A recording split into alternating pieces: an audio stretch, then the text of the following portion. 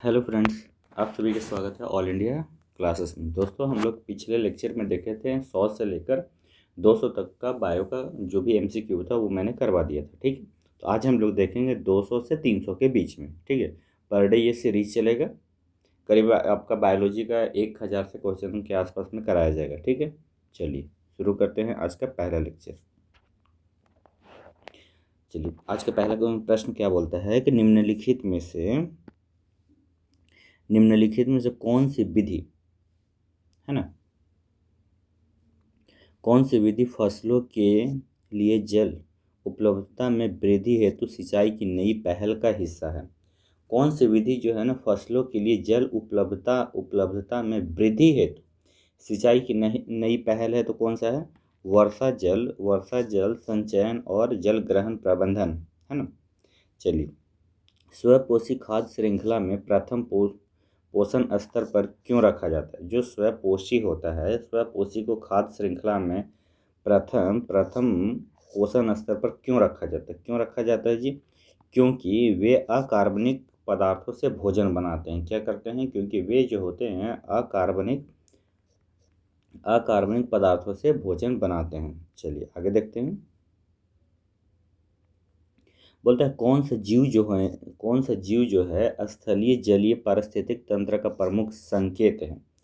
कौन सा जीव स्थलीय स्वस्थ जलीय पारिस्थितिक तंत्र का प्रमुख संकेत है? तो क्या है? मछली है। ठीक, अगला चलते हैं। एक विशाल बांध के निर्माण का प्राथमिक लाभ निम्नलिखित में से क्या है? क्या है? तो जल विद्युत शक्ति का उत्पादन होगा, है ना। गेंडा हो गया, वेल हो गया, हाथी संचार के लिए किस श्रेणी के ध्वनि आवृत्ति का उपयोग करते हैं? तो ये क्या हो गया? इंफ्रासोनिक। कौन सा हो गया जी? इंफ्रासोनिक। चलिए आगे देखते हैं। अवशिष्ट जल उपचार जो संयंत्र में बायोगैस निम्नलिखित में से किस पदार्थ से प्राप्त किया जाता है? तो ये किससे प्राप्त है? अपांग, जिसे हम क्या बोलते हैं? स्लज, है ना। निम्नलिखित में से किस समाज में खराब जीवन स्तर में योगदान देने वाले प्रमुख कारक माना जाता है? क्या माना जाता है? इसको माना जाता है संसाधनों के वितरण में असमानता। चलिए आगे देखते हैं। मधुमक्खी के सामान्य नाम और उसके वैज्ञानिक नाम को सम्मिलित करें। सामान्य नाम है और एक हो गया वैज्ञानिक नाम। क्या क्या है? बोलता है कि भारतीय मधुमक्खी, इसका वैज्ञानिक नाम क्या है? सेल मधुमक्खी का वैज्ञानिक नाम क्या है? लिटिल मधुमक्खी का वैज्ञानिक नाम क्या है? और इटालियन मधुमक्खी का वैज्ञानिक नाम क्या है? तो इसका जो हो गया फर्स्ट का हो जाएगा, जो भारतीय मधुमक्खी को हम क्या बोलते हैं? इसका हो जाएगा एपिस सोरेना इंडिका बोलते हैं। क्या बोलते हैं? एपिस सेराना इंडिका बोलते हैं। ठीक है, अच्छा। और सेल मधुमक्खी को क्या बोलते हैं? सेल मधुमक्खी को एपिस डोरसेटा बोलते हैं। और लिटिल मधुमक्खी को हम क्या बोलते हैं? एपिस फ्लोरी बोलते हैं लिटिल मधुमक्खी को। और इटालियन मधुमक्खी को हम क्या बोलते हैं? एपिस मेलिफेरा, है ना। तो इसका सही आंसर क्या हो जाएगा? Option number A. निम्नलिखित में कौन सा एक समुद्री मछली नहीं है? समुद्री मछली नहीं है कौन? रेहू जो है ना, समुद्री मछली नहीं है। ठीक, सामान्यतः किस पोषी स्तर पर जीवों की संख्या सबसे कम होती है? जो सामान्यतः किस पोषी स्तर पर जीवों की संख्या सबसे कम होती है? किसमें होता है? ये तृतीयक स्तर पे जो होता है, तृतीय उपभोक्ता होते हैं, इनकी जो संख्या होती है बहुत कम होती है। ठीक, चलिए आगे देखते हैं। ये क्वेश्चन थोड़ा जो है ना, ये अच्छे से टाइप नहीं हुआ। ठीक,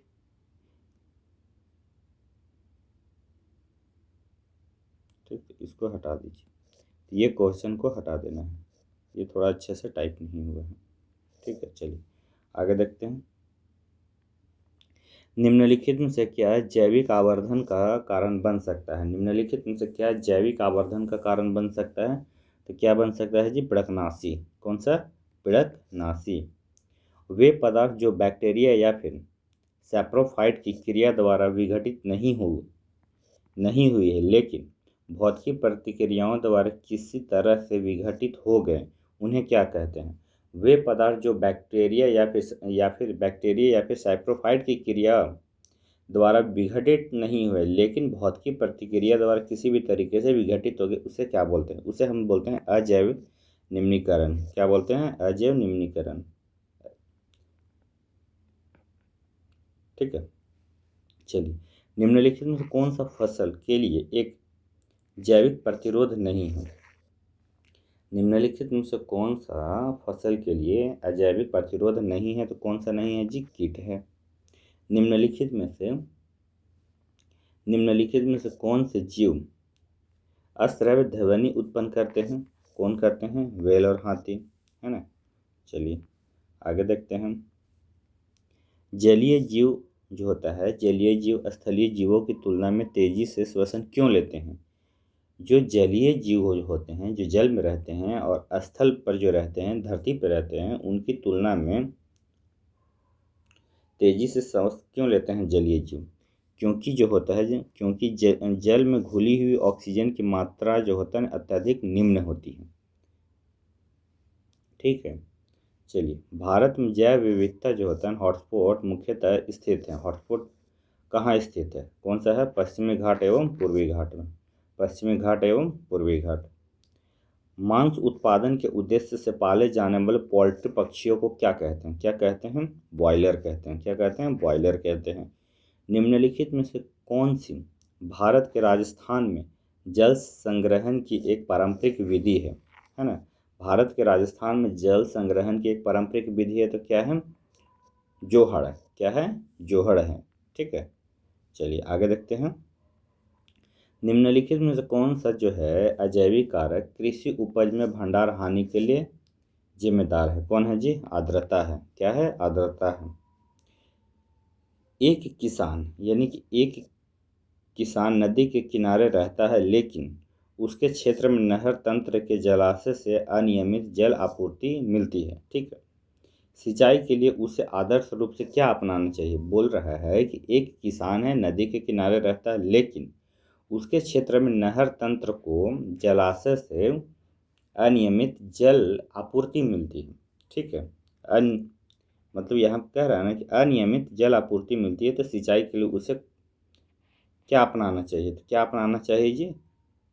ये होता है रिवर लिफ्ट सिस्टम अपनाना चाहिए, नदी लिफ्ट तंत्र अपनाना चाहिए। ठीक है, चलिए आगे देखते हैं। निम्नलिखित में से कौन सा विकल्प जो है ना मछली संवर्धन शब्द का सर्वोत्तम रूप से वर्णन करता है? मछली संवर्धन शब्द का सर्वोत्तम रूप से वर्णन करता है, क्या करता है? तो मछली का पालन करता है। क्या करता है जी? मछली का पालन। बोलता है एक स्कूल जो है शून्य अवशिष्ट दिवस का आयोजन करता है। निम्नलिखित में से कौन सी पद्धति इस पहल में सर्वोत्तम रूप से सहायक होगी?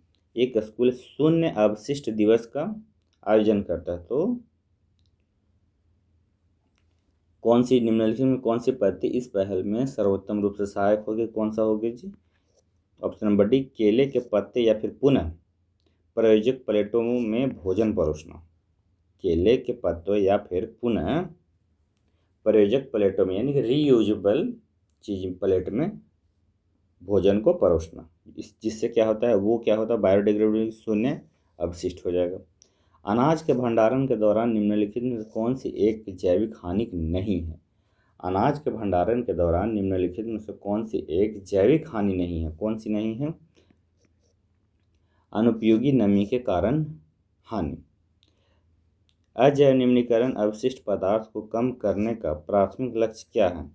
क्या है जी? तो प्राथमिक लक्ष्य यह है प्राथमिक संसाधनों का संचरण और प्रदूषण को निम्नीकरण करना।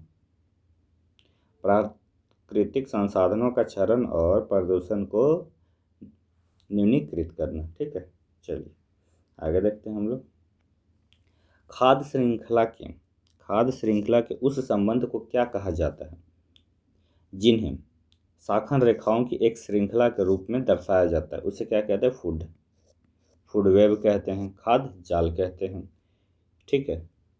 खाद्य जाल विभिन्न प्रकार के मिलकर बनते हैं। किस खाद्य श्रृंखलाओं से मिलकर वे बनते हैं, है ना। निम्नलिखित में से किनका उपयोग मुर्गी पालन में किया जाता है? तो उसका नाम कौन सा नस्ल है? लेगहॉर्न नस्ल। कौन सा होता है? लेगहॉर्न नस्ल, जो कि मुर्गे पालन में किया जाता है। निम्नलिखित में से क्या वन में उगते बढ़ते पौधों में पोषक तत्वों की आपूर्ति बनाए रखने में सहायक होता है? ये अपघटक होता है। क्या होता है जी? अपघटक होता है। निम्नलिखित में से कौन सा परिदृश्य खाद्य जाल को सबसे अधिक प्रभावित करता है? कौन करता है? एक प्रमुख प्रजाति का अचानक हटाया जाना।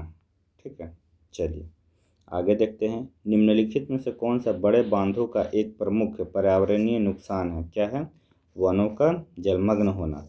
वनों का क्या होता है? जलमग्न होना। ठीक है, चलिए बोलता है एकल फसल खेती की तुलना में जो होता है ना, इंटरक्रॉपिंग किस प्रकार लाभदायक है?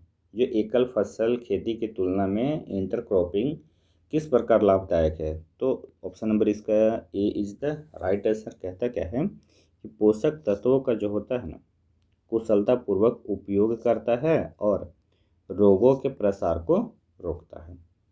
राजस्थान की जो है ना खेजड़ी वृक्ष की रक्षा के लिए 1731 में 363 अन्य लोगों के साथ किसने अपने प्राण की आहुति दे दी थी? कौन दिया था? अमृता देवी बिश्नोई ने। अमृता देवी बिश्नोई ने। गेहूं, चावल, सब्जी, फल और मांस जैसे खाद्य पदार्थों को निम्नलिखित में से किस परिघटना के कारण उनमें अलग अलग मात्रा में पिडकनाशी अवशिष्ट पाए जाते हैं? गेहूं, चावल, सब्जी, फल और मांस जैसे खाद्य पदार्थों में निम्नलिखित में से किस परिघटना के कारण उनमें अलग अलग मात्रा में पिडकनाशी अवशिष्ट पाए जाते हैं? तो ये इसका सही आंसर हो जाएगा जैविक आवर्धन। क्या हो जाएगा जी? बायोलॉजिकल मैग्निफिकेशन होता है। सफल मधुमक्खी पालन के लिए निम्नलिखित में कौन सी प्रमुख शर्त है? क्या शर्त है? तो वर्ष भर पुष्पीय पौधों की उपलब्धता होना, है ना, पूरे साल भर। चलिए आगे देखते हैं। बोलता है रैनी गांव में चिपको आंदोलन की शुरुआत के लिए कौन सी घटना उत्तरदायित्व है? जो रैनी गांव में चिपको आंदोलन की शुरुआत के लिए कौन सी घटना उत्तरदायित्व है? कौन सी है जी? गांव के निकट पेड़ों की कटाई हेतु ठेकेदार को स्वीकृति। निम्नलिखित में से किनकी खेती जो होता है ना मोती बनाने के लिए की जाती है? मोती बनाने के लिए किनकी खेती की जाती है? किसकी की जाती है? सीपिया का। किसकी की जाती है? सीपिया का। निम्नलिखित में से कौन सी विधि मानव निर्मित कचरे तथा अन्य अवशिष्टों के प्रबंधन में सहायक नहीं होगी? कौन नहीं होगी? मानव निर्मित कचरे तथा अन्य अपशिष्ट के प्रबंधन में सहायक नहीं होगी। कौन नहीं होगा जी? मिट्टी में प्लास्टिक को लैंडफिल करना, है ना। अगला प्रश्न देखते हैं। फसल जो होता है ना, फसल संरक्षण प्रबंधन में कीटनाशकों के उपयोग द्वारा को नियंत्रित किया जाता है? किसके द्वारा नियंत्रित किया जाता है? कीटों के द्वारा। ठीक। एक बोलता है एक मुर्गी पालन ऐसे पक्षी चाहता है जो कम चारा खाए, ज़्यादा गर्मी क्या है ज़्यादा गर्मी सहन कर सके और अच्छी गुणवत्ता वाले चूजे पैदा कर सके। उसे कौन सी रणनीति अपनानी चाहिए? ठीक है, कौन सी रणनीति अपनानी चाहिए? जो बोलता है कि विदेशी और स्थानीय मुर्गी पालन का संकरण। विदेशी और स्थानीय मुर्गी पालन का संकरण। चलिए आगे देखते हैं। स्कूल कैंपस बोल रहे हैं कि स्कूल कैंपस की सफाई करते समय विद्यार्थियों के जैव निम्नीकरण अवशिष्ट को पृथक करने के लिए कहा जाता है। निम्नलिखित में से किसे जैव निम्नीकरण बिन में डाला जाना चाहिए? किसको जाना चाहिए? लकड़ी के पेंसिल की छिलना को डालना चाहिए। जो कि जैव निम्नीकरण है। पॉलीथीन बैग होगा नहीं, एक क्रश किया हुआ कोल्ड ड्रिंक होगा नहीं, कांच की बोतल होगा नहीं। जैव निम्नीकरण कौन सा हो गया? जो वो बायोडिग्रेडेबल हो। ठीक है। बोलता है एक सरकारी स्कीम कृत्रिम रूप से नियंत्रित मीठे जल के तालाबों में मत्स्य पालन को बढ़ावा देती है। इस प्रकार के मत्स्य को क्या कहा जाता है? क्या कहा जाता है जी? इसको हम बोलते हैं मत्स्य संवर्धन, कल्चर फिशिंग बोलते हैं। ठीक। जल संग्रहण महत्वपूर्ण है क्योंकि यह क्या होता है? ये जो होता है भूजल का पुनर्भरण करता है ना। जल संग्रहण जो होता है ना इम्पॉर्टेंट है, क्योंकि भूजल का पुनर्भरण करता है, भूजल का पुनर्भरण करता है। जैव निम्नीकरण पदार्थों का क्या होगा? जैव निम्नीकरण पदार्थों का क्या होगा जब उन्हें पर्यावरण से मुक्त किया जाएगा? क्या होगा जी? वे सरल अपघटकों से विचित्र हो जाएंगे। चलिए आगे हम लोग देखते हैं, निम्नलिखित में से कौन सी प्राकृतिक संसाधनों के विवेक समेत उपयोगों का उदाहरण है? कौन सा है? वर्षा जल संचयन। कृषि अपशिष्ट सामग्री को कार्बनिक पदार्थों और पोषक तत्वों से भरपूर अवशिष्ट पदार्थ में बदलने की प्रक्रिया को क्या कहा जाता है? क्या कहा जाता है? कंपोस्टिंग कहा जाता है। ठीक है। खादों को सुरक्षित भंडार में घूमन किस प्रकार सहायता होता है? किस प्रकार सहायता होता है? यह उनका पीड़कों और कीटों को मारता है जो अन्य भंडारित अनाज को क्षति पहुंचा सके, है ना। ये क्या करता है? पीड़कों और कीटों को मारता है जो अन्यथा भंडारित अनाज को क्षति पहुंचाता है। निम्नलिखित में कौन सा वन और जैव विभिन्नता के संरक्षण का प्रमुख लक्षण है? कौन सा है जी? विरासत में मिली जैव विविधता के संरक्षित। आगे देखते हैं। बोलता है कि जलवायु प्रतिरोधी संकर फसल किस्में भविष्य की खेती के लिए क्यों महत्वपूर्ण है? क्यों महत्वपूर्ण है? क्योंकि संकर फसलें जो होता है ना अप्रत्याशित मौसम से अप्रभावित रहती हैं। आगे देखते हैं। बोलता है कि स्कूल के बगीचे में तितलियां अक्सर फूल पर आती हैं, जबकि गिलहरियां जो है ना नष्ट क्या है काष्ठ फल खाती है, नट खाती है। नट फल जो होता है वो गिलहरियां खाती हैं। ये जीव किस प्रकार के उपभोक्ता हैं? ठीक है। ये तितलियां क्या हो गया? तितलियां शाकाहारी हो गया, गिलहरी भी शाकाहारी हो गया। बस उस स्थान का नाम बताइए जहां व्यावसायिक शहद उत्पादन के लिए मधुमक्खी को रखा जाता है। उसे हम क्या बोलते हैं? एपी कल्चर बोलते हैं।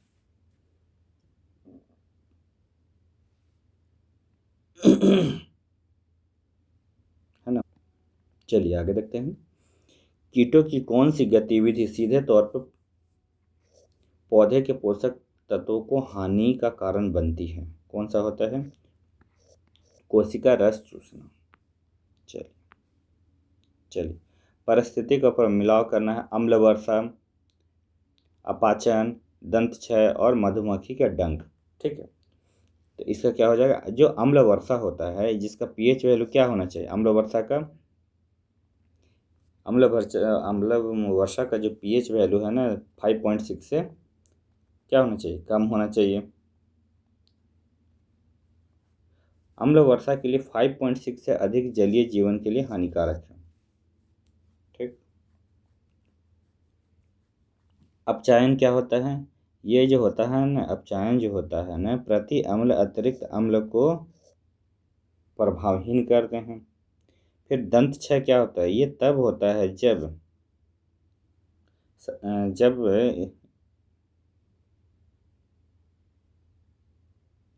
तब होता है जब मुख में पीएच वैल्यू 5.5 से कम होता है। ठीक। मधुमक्खी के डंक में बेकिंग सोडा द्वारा निष्प्रभावी किया जाता है। जो मधुमक्खी का डंक होता है ना तो बेकिंग सोडा के द्वारा निष्प्रभावी किया जाता है। इसका सही क्या हो जाएगा? Option number B. निम्नलिखित में कौन सी खाद्य श्रृंखला के प्रत्येक चरण से निर्मित होती है? कौन सा होता है? ये पोषी स्तर होता है। कौन सा होता है जी? पोषी स्तर। निम्नलिखित में से कौन सा पर्यावरणीय संकेत कुछ सरीसृपों में निषेचित अंडे के लिंग का निर्धारण करता है? कौन करता है? तो ये तापमान। सरीसृप में क्या होता है? अंडे के जो सरीसृप में निषेचित अंडे के लिंग निर्धारण के लिए, जो भी सरीसृप जो होगा ना, सरीसृप में लिंग निर्धारण जो होता है टेम्परेचर की वजह से होता है। ठीक, चलिए अगला प्रश्न देखते हैं। एक किसान अपने खेत की उत्पादित शहद की मात्रा और गुणवत्ता दोनों में सुधार करना चाहता है, उसे कौन सी पद्धति अपनानी चाहिए?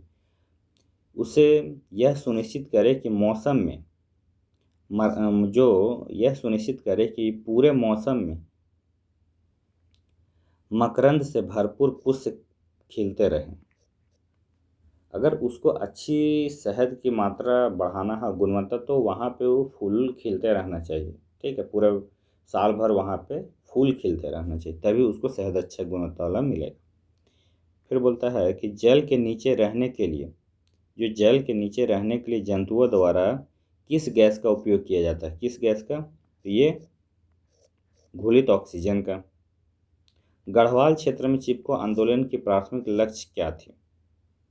क्या था गढ़वाल क्षेत्र में? वनों का संरक्षण, है ना, चिपको आंदोलन था।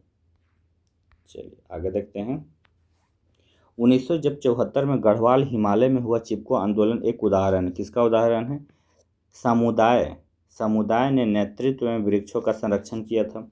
ठीक है, दिए गए विकल्प में सामान्य घरेलू अपशिष्ट से संबंधित सही कथन का चयन करें। ये इसका ऑप्शन, इसका डी हो जाएगा। अवशिष्ट में जैव निम्नीकरण और अजैव निम्नीकरण दोनों घटक होते हैं। ठीक, बोलता है कृषि भूमि से निम्नलिखित में से किस प्रकार खरपतवार को हटाना किसानों के लिए लाभदायक होगा? कौन होगा जी? पार्थेनियम, है ना। कृषि भूमि से निम्नलिखित में से किस खरपतवार को हटाना किसानों के लिए लाभदायक है? कौन सा खरपतवार? पार्थेनियम को कृषि भूमि से हटा देगा तो किसानों के लिए अच्छा होगा, फिर फसल अच्छी होगी। ठीक है, जो होता है एपेरी, जिसे हम बोलते हैं मधुमक्खीशाला, ठीक है, जहाँ पे मधुमक्खियों को पाला जाता है, निम्नलिखित में से किस खाद्य सामग्री के उत्पादन में सहायक करती है? किसमें? शहद में। चलिए आगे देखते हैं। पशुपालन जो होता है ना, पशुपालन में दूध देने वाली भैंसे को कहा जाता है, क्या कहा जाता है जी? दुधारू। ओजोन परत को सूर्य के विकिरण से बचाता है, क्या? अल्ट्रावायलेट किरण से बचाता है। निम्नलिखित में से कौन सी सिद्धांत पर्यावरण पर दबाव को कम करने और साधारणीय जीवन को बढ़ावा देने में सहायक करता है? निम्नलिखित में से कौन से सिद्धांत जो है ना, सिद्धांत पर्यावरण पर दबाव को कम करने और साधारणीय जीवन को बढ़ावा देने में सहायक होता है? कौन है जी? कम उपयोग, पुनः उपयोग और पुनः चक्र। रिड्यूस, रीयूज और रिसाइकल, है ना। निम्नलिखित में से कौन सा पारिस्थितिक तंत्र का अजैव घटक नहीं है? कौन सा नहीं है? सूक्ष्म जीव नहीं है। ठीक, आगे देखते हैं। वे पदार्थ जो जैविक प्रक्रियाओं द्वारा विघटित हो जाते हैं उन्हें क्या कहते हैं? उन्हें क्या कहते हैं? जैव निम्नीकरण कहते हैं। चलिए आगे देखते हैं। एक हाउसिंग सोसाइटी ने अवशिष्ट के 2 डिब्बों को पृथक करना शुरू किया। हरा जो है ना, हरा रसोई अवशिष्ट के लिए और नीला प्लास्टिक के लिए, और नीला जो प्लास्टिक, धातु और कांच के लिए। इस प्रक्रिया का मुख्य लाभ क्या है? इसका यह लाभ होगा कि इसमें जो है अजैव निम्नीकरण अवशिष्ट को जैव निम्नीकरण अवशिष्ट से पृथक करने में सहायता होती है। दोनों को अलग अलग करना। एक गांव जो नियमित रूप से सूखे से जूझता है, यानी कि बारिश नहीं हो रहा है, वह शुष्क मौसम के लिए कृषि क्षेत्र की सिंचाई हेतु जल का भंडारण करना चाहती, तो कौन सी तरीका उसके सबसे अधिक सहायता होगा? वहाँ बारिश नहीं हो रहा है, जब शुष्क मौसम के लिए कृषि क्षेत्र में तो जल का भंडारण तो उसको करना पड़ेगा, तो कौन सा सबसे अच्छा तरीका माना जाएगा? वर्षा जल संचयन करेगा और जल संभरण प्रबंधन लगाएगा। ठीक। निम्नलिखित में से कौन सी प्राकृतिक जो है पारिस्थितिक तंत्र का उदाहरण है? तो वन है, वन। आगे देखते हैं, निम्नलिखित में से कौन सा वन जो है ना संरक्षण में जो प्रत्यक्ष रूप से योगदान देता है? कौन है जी? ये वानिकी है। कौन सा? वानिकी है। फिर बोलता है, जो बोलता है कीट पीड़क फसल की उपज पर किस प्रकार नकारात्मक प्रभाव डालते हैं? जो कीड़ा उड़ा लग जाता है ना फसल में, तो किस प्रकार वे नकारात्मक प्रभाव डालते हैं? पेड़ों की जड़ों, तनों, फलों को क्षति पहुंचाकर। ठीक। जुताई, सिंचाई और गाड़ी से ढोने के लिए उपयोग किए जाने वाले पशुओं को क्या कहा जाता है? जुताई करते हैं, बैल से सिंचाई करते हैं ना, जुताई, सिंचाई और गाड़ी से माल वाल ढोते हैं, तो उस पशु को क्या कहा जाता है? उसे भारवाहक पशु कहा जाता है। क्या कहा जाता है जी? भारवाहक पशु कहा जाता है। नेक्स्ट, चिपको आंदोलन निम्नलिखित में से किससे संबंधित है? किससे संबंधित है? तो वनों की सुरक्षा में स्थानीय समुदायों की सक्रिय भागीदारी। एक किसान अपनी फसल से प्राप्त अनाज को नमी तथा गर्मी वाले एक कमरे में भंडारित करता है। कुछ सप्ताह बाद अनाज खराब हो जाता है और उसकी मात्रा कम हो जाती है। इसका सबसे संभावित कारण क्या है? क्यों हो जाता है? वो ये बोल रहा है कि भंडार की अनुचित परिस्थिति के कारण। ठीक है, चलिए आगे देखते हैं। प्लास्टिक जो है ना, प्लास्टिक जैसे गैर जैव निम्नीकरण कचरे के प्रबंधन का सर्वोत्तम तरीका क्या है? इससे क्या होता है? हम रिसाइकल करें और पुनः उपयोग करें। कृषि में पोषक तत्व संबंधन पद्धति को लागू करने के लिए प्राथमिक उद्देश्य क्या होगा? फसल उत्पादकता और गुणवत्ता में क्या होगा? सुधार होगा। अनाज के अनुचित भंडार के लिए क्या परिणाम हो सकते हैं? अनाज के अनुचित भंडार के क्या परिणाम हो सकते हैं? कीटों का हमला और खराब होना। बड़े बांधों या फिर बाढ़ नियंत्रण के संबंध में निम्नलिखित में कौन सा कथन सत्य है? कौन सा कथन सत्य है? बड़े बांध नदी प्रवाह को नियंत्रित करके बाढ़ नियंत्रण में सहायता कर सकते हैं। जो बड़े बांध जो है ना नदी प्रवाह को नियंत्रित करके बाढ़ नियंत्रण में सहायता कर सकते हैं। निम्नलिखित में से कौन सा जैव निम्नीकरण पदार्थ एक उदाहरण नहीं है? निम्नलिखित में से कौन सा जैव निम्नीकरण पदार्थ का एक उदाहरण नहीं है? तो कौन नहीं है? प्लास्टिक की थैली, ये नहीं है। चलिए आगे देखते हैं। निम्नलिखित में से कौन सी पद्धति प्राकृतिक वन आवरण और विभिन्न वन उत्पादों का संरक्षण करेगी? कौन करेगी? वनीकरण को बढ़ावा देना। निम्नलिखित में से कौन सी सिंचाई विधि जिसमें पानी को पंपों द्वारा गहरे स्तर से निकाला जाता है? तो ये क्या होता है? ट्यूबवेल। किसके द्वारा निकाला जाएगा? ट्यूबवेल। मिट्टी में फेंके जाने पर निम्नलिखित में से कौन सा पदार्थ पर्यावरण में लंबे समय तक बना रहेगा? जो मिट्टी में फेंके जाने पर निम्नलिखित में से कौन सा पदार्थ पर्यावरण में लंबे समय तक बना रहेगा? तो टूटे हुए कांच के टुकड़े। निम्नलिखित में से कौन सा एक मानव निर्मित पदार्थ और जो बैक्टीरिया की क्रियाओं द्वारा विघटित नहीं होगा? कौन नहीं होगा? जो प्लास्टिक नहीं होगा। वायुमंडल के उच्च स्तर पर निम्नलिखित में से कौन पृथ्वी की सतह को परावैंगनिक किरण से परिरक्षित करता है, यानी कि बचाता है? कौन जी? ओजोन बचाता है। चलिए आगे देखते हैं। मुर्गी पालन के उन्नत यानी कि बढ़िया फसल, मुर्गी पालन में उन्नत नस्लों को विकसित करने की प्राथमिक उद्देश्य क्या है? अंडा और मांस उत्पादन। ठीक है, चलिए आगे देखते हैं। भंडारण से पहले अनाज को पहले धूप में फिर छाया में क्यों सुखाया जाता है? क्योंकि नमी की मात्रा कम करके खराब होने से बचाने के लिए। निम्नलिखित में से कौन सा पशुपालन हमें शहद उत्पादन में मदद करता है? तो ये मधुमक्खी पालन। ठीक है, चलिए आगे देखते हैं हम लोग। अब हम लोग अगला देखेंगे क्या, जेनेटिक्स एंड एवोल्यूशन के कितने 100 टोटल 4 प्रश्न होगा बायोलॉजी का। ठीक है, चलिए आगे देखते हैं। अस्थाई पारिस्थितिक में वर्तमान स्वीट पी पादपों की बहुत आबादी में निम्नलिखित में से कौन सा सर्वोत्तम तरीके से यह वर्णन करता है कि लैंगिक जनन के माध्यम से आनुवंशिकी विविधता अब तक उनके दीर्घकालीन अति जीवता के लिए क्यों महत्वपूर्ण है। क्यों महत्वपूर्ण है, तो स्वीट पी के प्रच्छन्न एपिली भावी पर्यावरण तनाव के विरुद्ध प्रतिरोध प्रदान कर सके। कार्यात्मक संतति कोशिकाओं के निर्माण को सुनिश्चित करने के लिए डीएनए प्रतिलिपिन के साथ कौन सी प्रक्रिया होनी चाहिए। कौन सी होनी चाहिए, अतिरिक्त सेलुलर उपकरण का निर्माण। निम्नलिखित में से कौन सी फसल किस्मों को वांछनीय गुण उत्पन्न करने की एक विधि नहीं है। कौन सी नहीं है जी, ये जो होता है अंतराजीनी संकरण, है ना। चलिए आगे देखते हैं। बोलता है कथन और कारक है, अभी कथन और कारक। मेंडल ने अपने प्रयोगों के लिए मटर के पौधे को इसलिए चुना क्योंकि उन्हें उगाना आसान था और उनमें विशिष्ट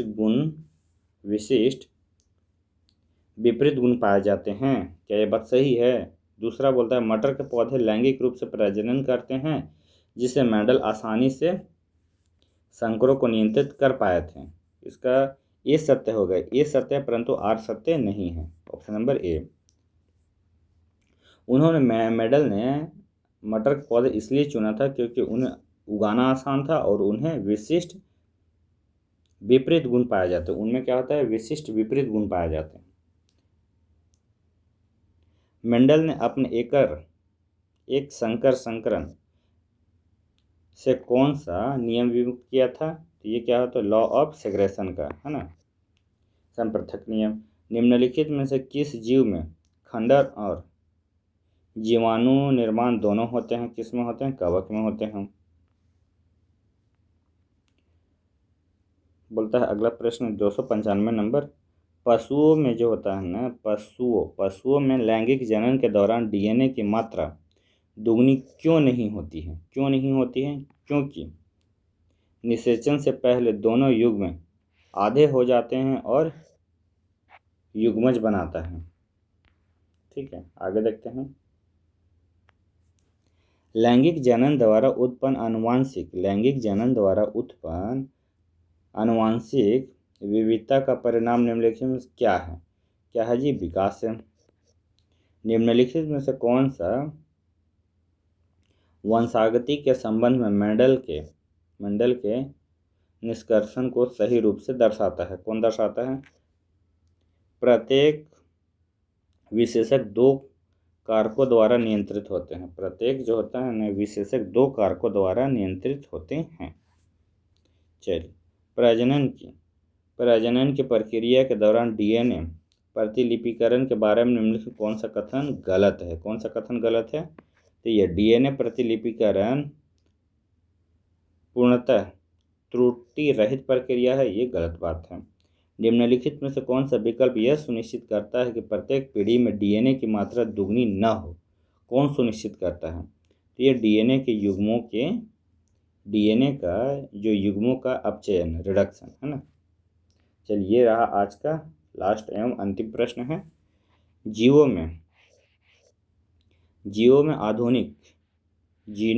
में आनुवंशिकी विविधता का महत्व यह है कि क्या है, यह जीव के जीवन रहने की संभावना को बढ़ाता रहता है।